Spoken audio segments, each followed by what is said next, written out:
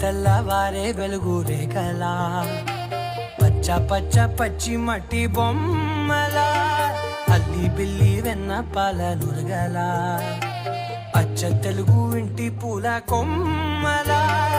దేవదేవుడే పంపగా ఇలా దేవతే మా ఇంట అడుగే పెట్టెనంట బ్రహ్మ కళ్ళలో కాంతులే మా అమ్మలా మా కోసం మళ్ళీ లాలి పాడేనంట. వచ్చిందమ్మ వచ్చిందమ్మ